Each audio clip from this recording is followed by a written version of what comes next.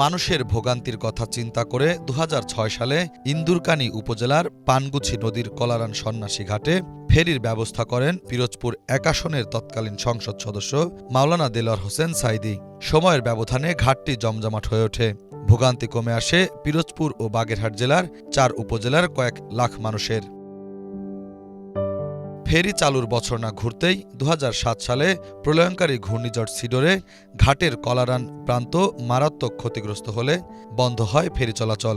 কিন্তু ১৮ বছর পার হলেও পুনরায় ঘাটটি সংস্কারের উদ্যোগ নেওয়া হয়নি। মানুষ বাধ্য হয়ে ইঞ্জিন চালিত নৌকায় জীবনের ঝুঁকি নিয়ে খরস্রোতা এই নদী পার হচ্ছে প্রতিনিয়ত।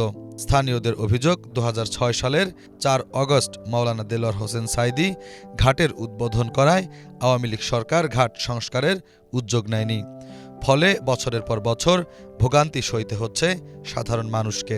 দেলোয়ার হোসেন সাঈদী সাহেব সে উদ্বোধন করে গেছিল। পরে ২০০৭ সালে আপনার একটা সিডার হয়েছে, ভয়াবহ বন্যা। তো বন্যায় আমাদের ফেরিটা উঠে গেছিলো, তো ওই থেকেই আসলে ফেরি বন্ধ।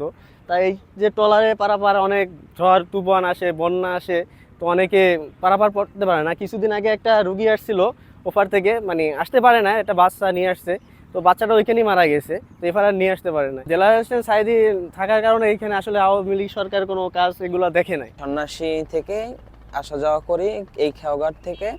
এখানে হচ্ছে সিডরের পর থেকে আমাদের চলাচলের জন্য অনেক অসুবিধা হচ্ছে। এখান থেকে যে সময় খেওয়া থেকে আমরা বাইক বা সাইকেল পারাপার করি, সে সময় দুর্ঘটনার সময় বাইক এখান থেকে পড়ে যায়, আবার অনেক সমস্যা দেখা যায়।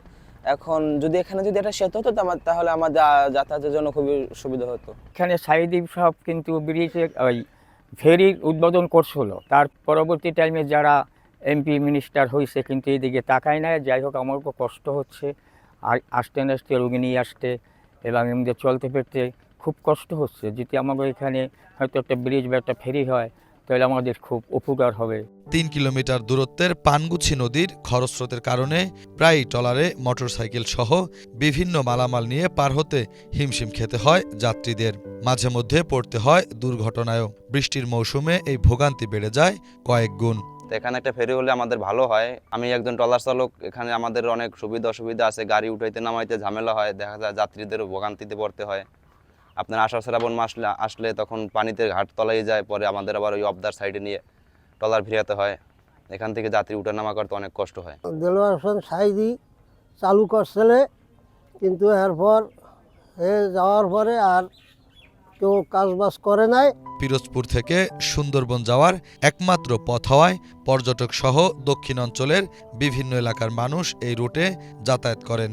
জিয়ানগরের সন্ন্যাসী কলারণে তৎকালীন সংসদ সদস্য আল্লামা দেলোয়ার হোসেন সাঈদী রাহিমাহুল্লাহ ফেরি যাতায়াতের জন্য ফেরি উদ্বোধন করেছিলেন। সিডরের কারণে পল্টন ক্ষতিগ্রস্ত হয়।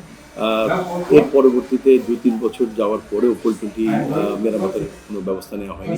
এই ফেরিটি মেরামত হওয়া অত্যন্ত জরুরি। ফেরিটি যাতায়াতের জন্য বাগেরহাট এবং পিরোজপুর জেলা প্রশাসন সংশ্লিষ্ট হওয়ায় আমি আমার পিরোজপুর জেলা প্রশাসন ইতিমধ্যে কথা বলেছি। তিনি আমাকে আশ্বস্ত করেছেন যে অনতিবিলম্বে মানুষের যাতায়াতের সুবিধার্থে ফেরিটি পুনরায় চালু করার জন্য তিনি প্রয়োজনীয় ব্যবস্থা গ্রহণ করবেন। ১৮ বছরের এই সমস্যা সমাধানের আশ্বাস দিয়েছেন পিরোজপুরের জেলা প্রশাসক।